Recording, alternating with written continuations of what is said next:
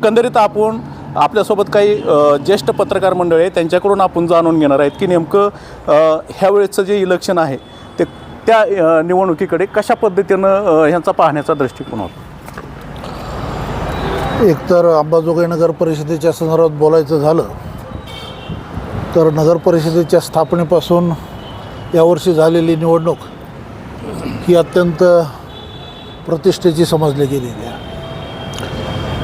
दोन्हीही अध्यक्षपदाच्या दावेदारीसाठी उभा टाकलेले उमेदवार हे अत्यंत मातब्बर सामाजिक राजकीय कार्यक्षेत्रामध्ये त्यांचं नाव असलेलं, आर्थिक स्थैर्यता दोघांचीही अत्यंत चांगली असल्यामुळं सामान्य लोकांचा या निवडणुकीकडे पाहण्याचा दृष्टिकोन अत्यंत सुरुवातीपासून अगदी बदलून गेला होता।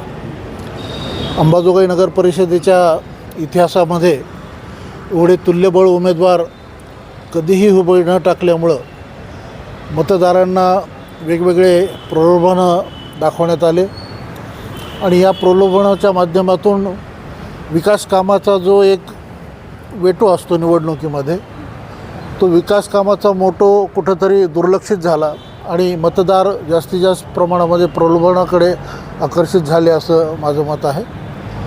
या निवडणुकीमध्ये महत्त्वाची गोष्ट म्हणजे दोन्हीही तुल्यबळ उमेदवार अनेक वर्षापासून अधिकृत पक्षामध्ये काम करत असतानासुद्धा दोघांनीही आपापल्या पक्षाचं चिन्ह न घेता स्वतंत्ररित्या आघाडी स्थापन केली आणि स्वतंत्र अस्तित्व गावामध्ये निर्माण करण्याचा प्रयत्न केला। राजकिशोर मोदी यांनी कब्बशी हे चिन्ह घेतलं तर नंदकिशोर मुंदडा यांनी छत्री हे चिन्ह घेतलं। वास्तविक पाहता नंदकिशोर मुंदडा यांचा राजकारणाचा सुरुवातीचा प्रवास इतर पक्षात झालेला असला तरी जी राजकीय प्रतिष्ठा त्यांना भाजपनं दिलेली होती त्या भाजपच्या चिन्हावर त्यांनी निवडणूक लढवावी असं भाजप समर्थकांचं मत होतं, पण त्याकडं थोडं दुर्लक्ष करून एकूण जे सामाजिक राजकीय गणित आहे, मतदारांचं मुस्लिम वोटिंग असतील, दलित वोटिंग असतील, हे मतदान कॅश करण्यासाठी नंदकिशोर मुंदडा आणि राजकिशोर मोदी या दोघांनीही पक्षाच्या चिन्हाला फाटा देऊन स्वतंत्र आघाडी निर्माण केली आणि आपलं अस्तित्व गावामध्ये सिद्ध करण्याचा प्रयत्न केला। या अस्तित्वामध्ये खरं तर ही पक्षाची निवडणूक नव्हती किंवा गावाच्या विकासासाठीची निवडणूक नव्हती असं चित्र या निवडणुकीच्या पार्श्वभूमीवर निर्माण झालं होतं। ही निवडणूक राजकिशोर मोदी आणि नंदकिशोर मुंदडा यांच्या अस्तित्वाची निवडणूक आहे असा एक समज गावामध्ये मतदारांच्या मनामध्ये निर्माण झाला होता।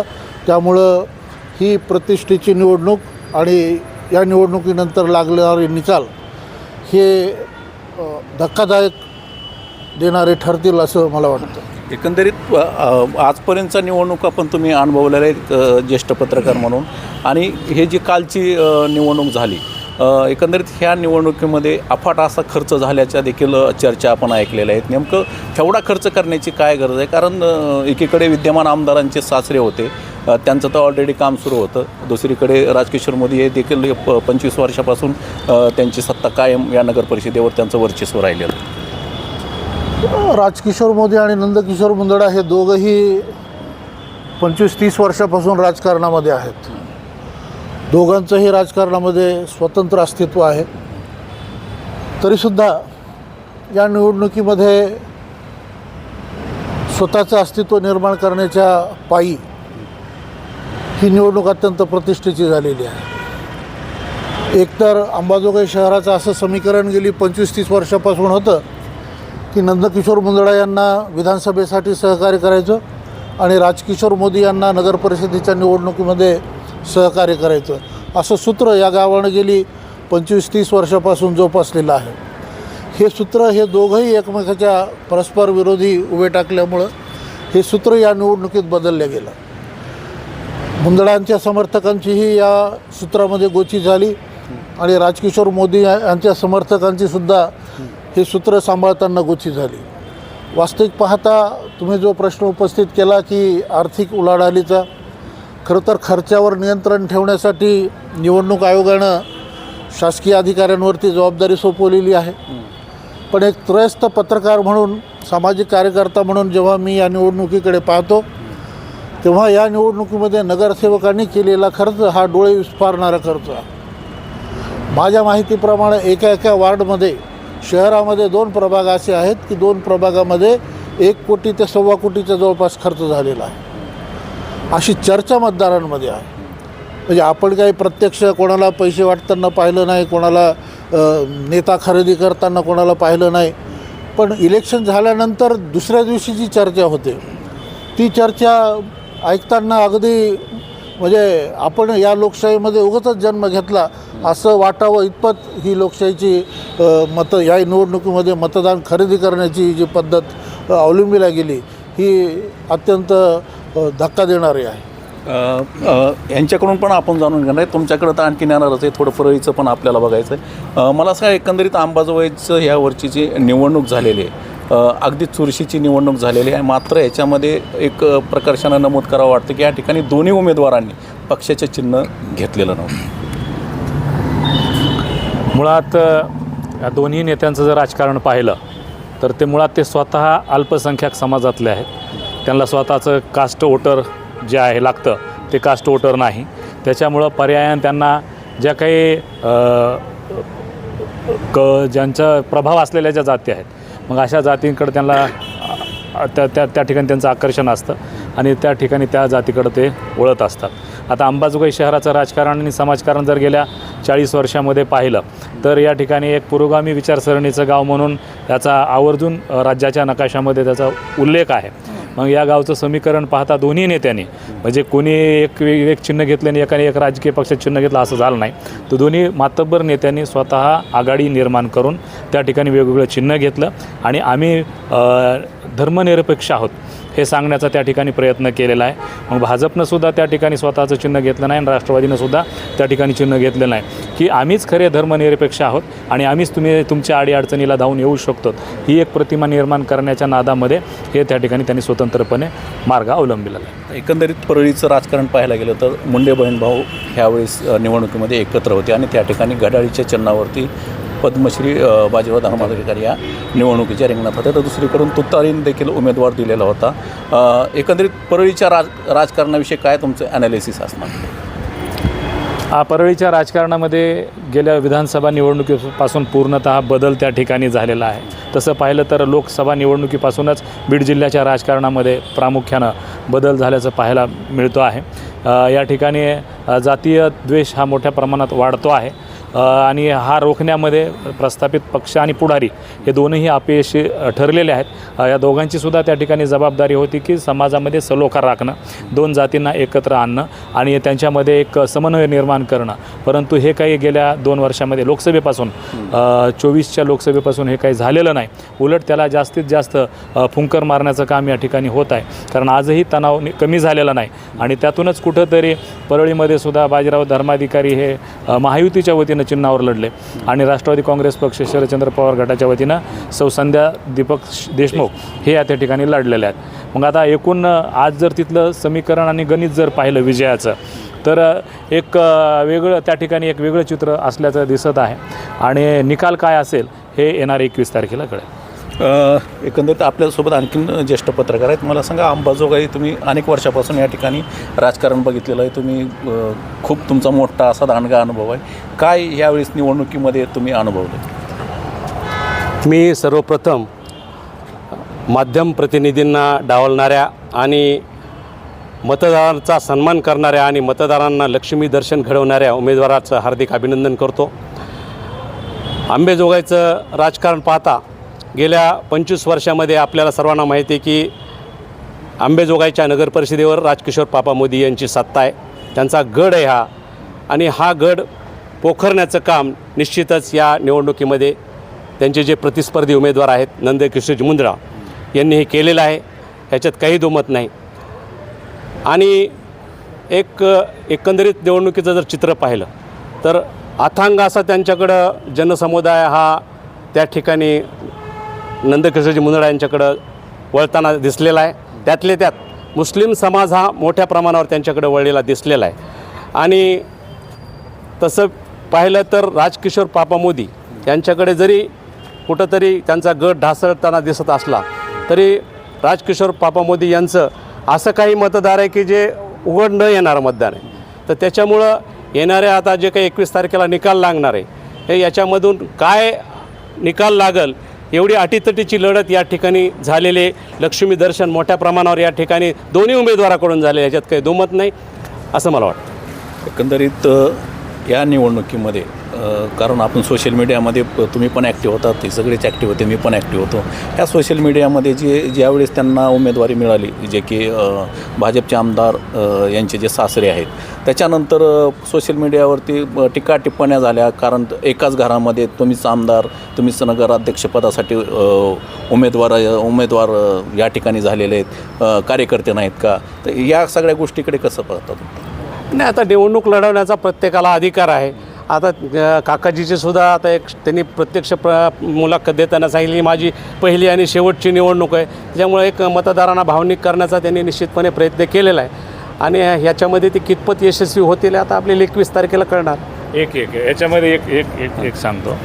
याच्यामध्ये पक्षीय धोरण जर पाहिलं तर संपूर्ण राज्यामध्ये भारतीय जनता पक्षानं जे आहे त्यांच्या पक्षाचे मग आमदार असतील, खासदार असतील तर त्यांच्या कुटुंबातीलच सदस्यांना त्या ठिकाणी नगराध्यक्षपदाची उमेदवारी दिलेली आहे आणि त्यातील बऱ्याच जागा बिनविरोध अध्यक्षसुद्धा त्या ठिकाणी झालेल्या आहेत. मग धोरण पक्षानं राबवत असताना एक असं राबवलं की उमेदवारी देत असताना एकतर त्यांनी तो खर्च पूर्ण त्याला बिअर करता आला पाहिजे, तो त्या ठिकाणी खर्च करता आला पाहिजे त्याला, म्हणून तो एक कुठंतरी अट्टहास पक्षाचा असावा असं मला वाटतं. काय वाटते तुम्हाला? नाही, हे यांचं जे गणित आहे ना, जे सांगते चुकीचं आहे की भारतीय जनता पक्षाने राजकीय लोकांच्या घराण्यामध्ये उमेदवारी दिली नगराध्यक्षपदासाठी. दिस इज अ टोटली रॉंग.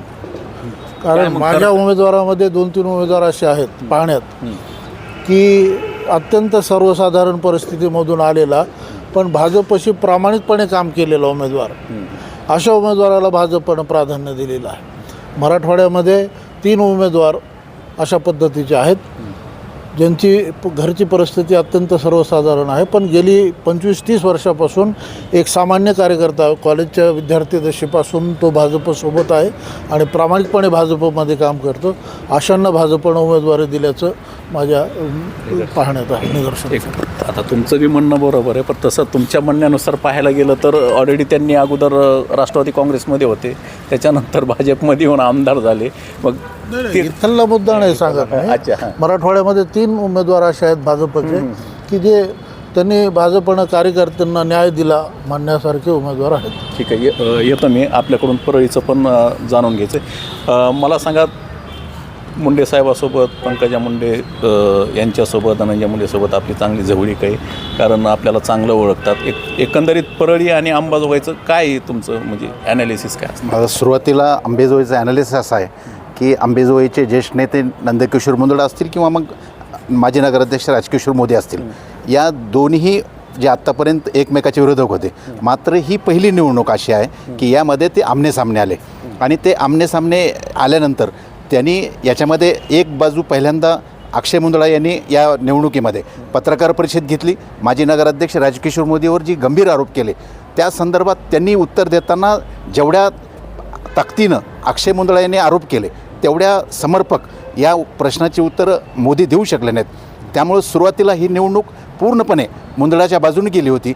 मात्र गेली 2-3 दिवसाच्या नंतर पुन्हा जेव्हा माजी नगराध्यक्ष राजकिशोर मोदी यांनी या शहरामधल्या विविध संघटना वगैरेचे पाठिंबे वगैरे आणि विशेष म्हणजे राष्ट्रीय पक्ष असणाऱ्या काँग्रेस पक्षाच्या उमेदवारांनी पाठिंबा दिला, ही अंबेजोगाईमध्ये पहिली घटना घडली. राष्ट्रीय पक्षाचे ह्या अंबेजोगाईमध्ये लढणाऱ्या हे आहेत संघटना आहेत ह्या स्थानिक पातळीवरच्या आहेत आणि राष्ट्रीय पक्षाच्या उमेदवारांनी पाठिंबा देणं ही अत्यंत खेदजनक बाब आहे.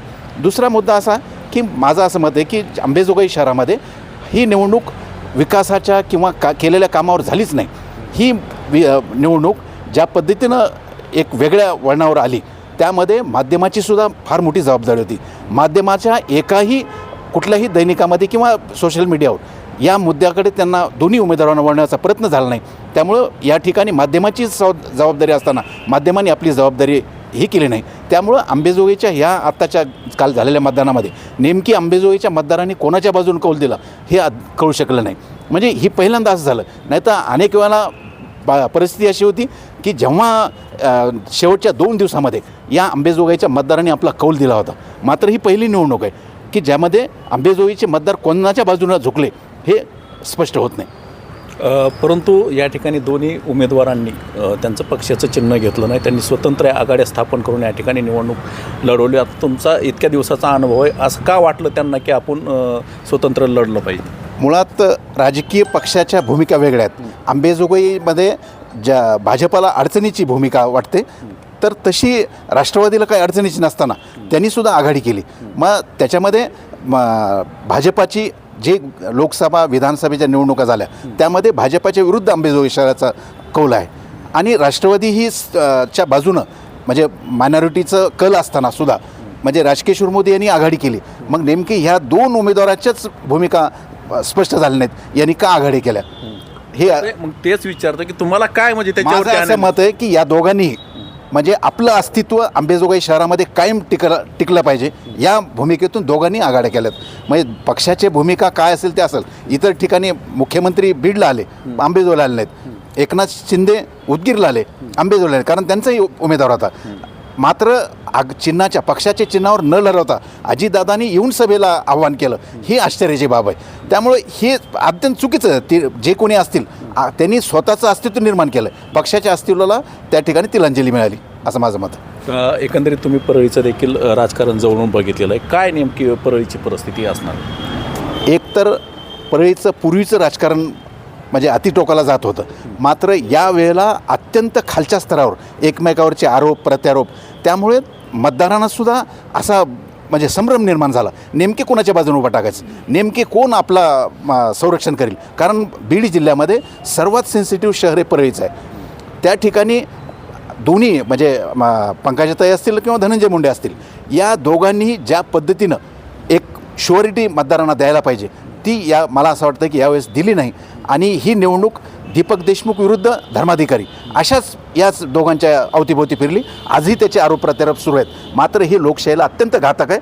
हे अशा पद्धतीचं राजकारण एवढ्या खालच्या स्तराला जाऊ नये असं माझं मत आहे. सर्वसामान्यांना सुरक्षा विकास या मुद्द्यावर निवडणूक लढवली गेली पाहिजे. मात्र ती परळीमध्ये होताना दिसत नाही. कुणीतरी यामध्ये भूमिका मांडायला पाहिजे आणि परळीचं जे वातावरण बिघडत चाललेलं आहे ते सुधारण्यासाठी कुणीतरी पुढाकार घेतला पाहिजे, एवढं मात्र माझं स्पष्ट मत. परळीमध्ये दोन्ही उमेदवाराचे त्या ठिकाणी खासदार बजरंग सोनवणे तळ ठोकून होते, कारण रोज त्यांच्या त्या ठिकाणी बैठका होत्या, प्रचारसभा होत्या आणि धनंजय मुंडे आणि पंकजा मुंडे यांच्या देखील त्या परळीमध्येच बैठका होत्या. कारण समोरून आरोप देखील करण्यात आले होते की त्यांनी आता फक्त परळीवरच लक्ष ठेवावं, बाहेर कुठं जाऊ नये असं समोरच्याकडून. माझं तर असं मत आहे की बजरंग सोनवणे हे बीड जिल्ह्याचे खासदार आहेत. बीड जिल्ह्यामध्ये बीड, धारूर, अंबेजोगाई, माजलगाव आणि परळी या शहरामधल्या निवडणुका होत्या. ते जिल्ह्याचे खासदार असल्यामुळे या सर्व नगरपालिकेवर त्यांनी आपलं लक्ष केंद्रित करायला पाहिजे होतं. मात्र त्यांनीसुद्धा आपला जो राजकीय वाचपा काढण्यासाठी त्यांनी परळीत तळ ठोकला आणि परळीच्याच निवडणुकीला ते प्रमुख भूमिकेत राहिले. इतर कुठेही म्हणजे अंबेजोगाईला अशा पद्धतीची त्यांनी युती केली, म्हणजे दोन त्यांच्या पक्षाचे उमेदवार होते आणि बाकीकडं युती केली होती राष्ट्रवादीबरोबर. मात्र तीच बजरंग सोनवणे परळीमध्ये जाऊन युतीच्या उमेदवाराच्या विरोधात हे करतात आणि एकाच नगरपालिकेवर त्यांनी फोकस केला. त्यामुळं अजून खासदारांनी त्या ठिकाणी भूमिका घेतल्यामुळं उलट तर माझं असं मत आहे की खासदारांनी त्या ठिकाणी म्हणजे अशी मध्यस्थाची भूमिका घ्यायला पाहिजे होती. जे वातावरण बिघडत चाललं आहे ते सुधारण्यासाठी खासदार म्हणून जिल्ह्याचा खासदार असतो, सर्व वरच्या सभागृहात असतो, त्यांनी हा प्रयत्न करायला पाहिजे होता. मात्र तो झाला नाही. नगर परिषदेच्या निवडणुकीमध्ये पुन्हा एकदा वातावरण गढूळ झालं आहे, तर ते कुणीतरी केलं पाहिजे एवढं मत आहे. एकंदरीत मला सांगा, त्या ठिकाणी मुंडे बहीण भाऊ तळ ठोकून होते आणि त्याच ठिकाणी खासदार बजरंग सोनवणे देखील तळ ठोकून होते. म्हणजे यावरून एक असं लक्षात येतं की त्यांची म्हणजे दोघांची बी त्या ठिकाणी जे परळीचे जे कॅन्डिडेट आहेत त्याच्यासाठी प्रतिष्ठा पणाला लागलेली.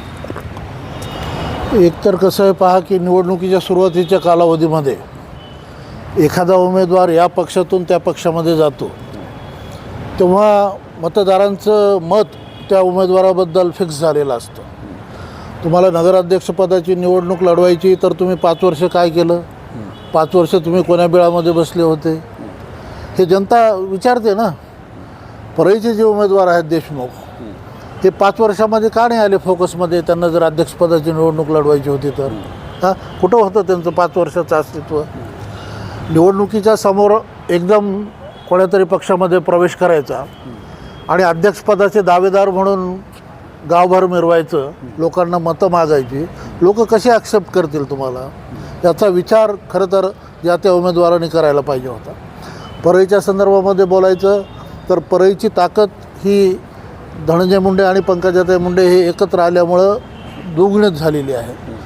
वास्तविक पाहता गेली 2-3 वर्षाच्या कालावधीमध्ये धनंजय मुंडेवर जे खालच्या पातळीवरचे आरोप करण्यात आले हे परळीकरांना पसंत नाही आहेत. या पद्धतीनं त्यांचं राजकीय खच्चीकरण केलं, याला कोण कारणीभूत आहे हेही परळीच्या लोकांना माहीत आहे. आणि तोच माणूस जर परळी शहरामध्ये येऊन माझ्या उमेदवाराला मतदान मागू लागला, मतदान करा म्हणून आवाहन करू लागला, तर त्या माणसाचं सामान्य मतदार कसं ऐकणार हा प्रश्न आहे तिथं. त्याच्यामुळं दीपक देशमुख नावाचे जे गृहस्थ आहेत त्यांना मतदारांचा फारसा काही रिस्पॉन्स भेटणार नाही असं माझं मत आहे. बाजीराव धर्माधिकारी गेली 15-20 वर्षापासून सातत्यानं राजकारणात आहेत, माणसामध्ये आहेत. निवडणूक लढवायची नसली तरी त्यांचा संपर्क गावामध्ये कायम होता, सामाजिक कार्यामध्ये त्यांचा सहभाग होता. योगायोगानं मागच्या टर्ममध्ये ते नगराध्यक्ष झाले धनंजय मुंडे साहेबाच्या कृपेमुळं, आणि याही वर्षी धनंजय मुंडे साहेबाच्या प्रयत्नामुळेच त्यांच्या मिसेसला उमेदवारी भेटली. आणि धनंजय मुंडेंना पंकजाताईची साथ असल्यामुळं मला वाटतं कितीतरी हजारो मताच्या फरकानं बाजीराव धर्माधिकारी यांची मिसेस त्या ठिकाणी विजय होईल याबद्दल माझ्या मनामध्ये काही शंका नाही. एकंदरीत त्या ठिकाणी आता आपण बघतो निवडणूक मतदान झाल्यापासून त्या ठिकाणचे आहे ते त्या दिवशी घटना घडामोडी तुम्हाला पण माहिती आहे, आणि सध्या रोजच एकमेकावरती आरोप प्रत्यारोप गंभीर स्वरूपाचे होत आहेत. नेमकं कशामुळे हे सगळं होतं? नाही, मी तुम्हाला सांगितलं ना की जर देशमुख साहेबाला आरोप प्रत्यारोप करायचे होते तर त्यांनी 5 वर्षापर्यंत का नाही केले? इलेक्शन लागण्याच्या अगोदर त्यांनी आरोप प्रत्यारोप का नाही केले? त्यांना जर आरोप प्रत्यारोप करायचे होते, धनंजय मुंडेवर लांछनास्पद आरोप करायचे होते, तर याच्यापेक्षा अगोदरचा काळ, 1 वर्ष अगोदरचा काळ, जेव्हा संपूर्ण महाराष्ट्रभरातून धनंजय मुंडेवर अटॅक होत होते सारखे, तो काळ त्यांना सुवर्ण काळ होता. नेमका स्वतःची वेळ आली की दुसऱ्यावर आरोप प्रत्यारोप करायचे, हे जे समीकरण आहे हे सामान्य मतदार ॲक्सेप्ट करत नाही. त्याच्यामुळं दीपक देशमुखांनी कितीही खालच्या पातळीवरचे आरोप केले तरीही त्यांचा काय जो वैयक्तिक स्वार्थ आहे हेव्या द्यावाचा, धनंजय मुंडे आणि दीपक देशमुख यांचा जो काही मतभेद आहेत त्याच्यावर त्यांना समाधान मिळेल, पण मतदानावर ह्यांचा आरोप प्रत्यारोपाचा काही फायदा होईल असं मला वाटत नाही. मला सांगा, एकंदरीत आता तुमचं जर परळी संदर्भात जे त्या ठिकाणी, कारण दोन्ही बहीण भावंड त्या ठिकाणी तळ ठोकून होते आणि खासदार बजरंग सोनवणे देखील त्या ठिकाणी तळ ठोकून राहिल्यामुळं तिथलं त्या ठिकाणची जी निवडणूक आहे ती प्रतिष्ठेची मानली जाते. नक्कीच प्रतिष्ठेची झालेली आहे. दीपक देशमुख यांनी जवळपास 2 महिन्यापूर्वी धनंजय मुंडेंची साथ सोडली. रापतवार साहेबांनी सांगितल्याप्रमाणे जर तुम्हाला त्या आखाड्यामध्ये जर उतरायचं असेल तर तुम्ही त्यांचे लाभाचे जे काही पद आहेत, त्यांच्याशी जवळकता आहे, ते तुम्ही अगोदर 5 वर्षापूर्वी त्यांचं सगळं थांबवून त्या ठिकाणी जायला पाहिजे होतं. लोकसभेला तुम्ही सोबत होतात, विधानसभेला तुम्ही सोबत होतात, मग त्याच्यानंतरचा मधला जो काळ आहे त्या दरम्यानसुद्धा ते सोबतच होते. मग हे सर्व असताना जर तुम्हाला स्वतंत्र ज्या दिवशी आरक्षण जाहीर झालं नगराध्यक्षपदाचं, ओपन महिला ज्या दिवशी झालं त्या दिवशी त्यांची जी अतृप्त भावना होती ती अतृप्त भावना त्या ठिकाणी त्यांची व्यक्त झाली. आणि त्याच्यानंतर त्यांच्या लक्षात आलं की किंवा ओपन महिला आहे तर बाजीराव धर्माधिकारी हे उमेदवार धनंजय मुंडे साहेबांचे किंवा पंकजाताईचे असू शकतात. मग त्या दिवसापासून त्यांचा एक भावना, एक मानसिकता जी आहे त्या दिवसापासून त्यांची बदलली आणि त्यांनी वेगळी भूमिका त्या ठिकाणी घेण्याचा प्रयत्न केलेला आहे. आणि बजरंग बाप्पा सोनवणे असतील किंवा मग हे 2 बहीण भाव असतील यांनी प्रतिष्ठेची केली, कारण ह्या दोघांच्या सुद्धा प्रतिष्ठेची आहे. जागा तर बाजीराव धर्माधिकारी येईल, यांचीच येईल असं सर्वानुमते सांगितलं जात आहे. परंतु त्या ठिकाणी बजरंग बाप्पा सोनवणे यांनी पटेल साहेबांनी सांगितल्याप्रमाणे ते जिल्ह्याचे होते, तर जिल्ह्याकडे सगळीकडे लक्ष देणं सुद्धा अपेक्षित होतं त्या ठिकाणी. एकंदरीत आता आपल्या अंबाजोगाईचं थोडं पाहायला गेलं तर या ठिकाणी म्हणजे सर्वांचीच कार्यकर्त्याची भावना होती की या ठिकाणी ज्या पद्धतीनं अजित पवारांनी या ठिकाणी सभा घेतली उमेदवारासाठी, त्या पद्धतीनं देवेंद्र फडणवीसांची देखील या ठिकाणी सभा व्हायला पाहिजे होती किंवा पंकजा मुंडेंची देखील. मात्र दोघांची पण या ठिकाणी सभा झाली नाही, जे यवना परळीमध्ये त्या तळ ठोकून राहिलेले होते.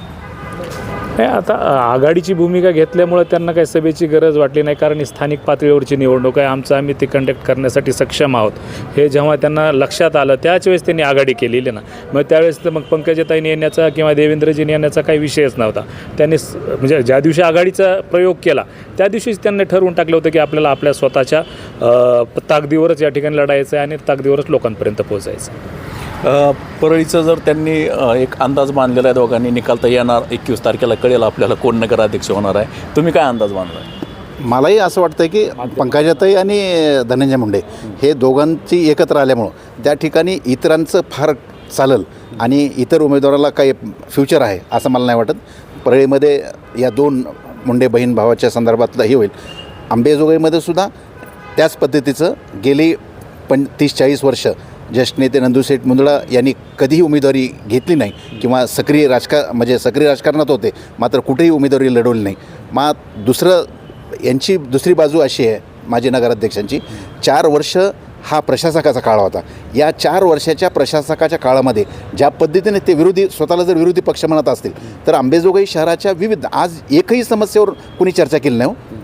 अंबेजोगाईचे एवढे प्रश्न आहेत, रस्ते आणि नाल्या आणि हे तर विकास झालाच पाहिजे, हे झालंच, मात्र इतरही अनेक महत्त्वाचे मुद्दे आहेत. मग बुट्टीनाथ साठवण तलाव असेल, अंबेजोगाईच्या SRTR रुग्णालयाचा प्रश्न असेल, साधी काळोटीचा उंची वाढवण्याचा प्रश्न आजपर्यंत सुटलेला नाही, असे अनेक मुद्दे आहेत. मात्र त्या मुद्द्याकडे निवडणूक न जाता व्यक्तिगत पातळीवर गेली आणि माजी नगराध्यक्षांनी जो त्यांचा काळ आहे त्या 4 वर्षाचा, त्या 4 वर्षाच्या काळामध्ये जर सक्रिय राहिले असते तर त्यांना आणखीन जास्त सपोर्ट अंबेजोगाई शहरामध्ये मिळाला असता.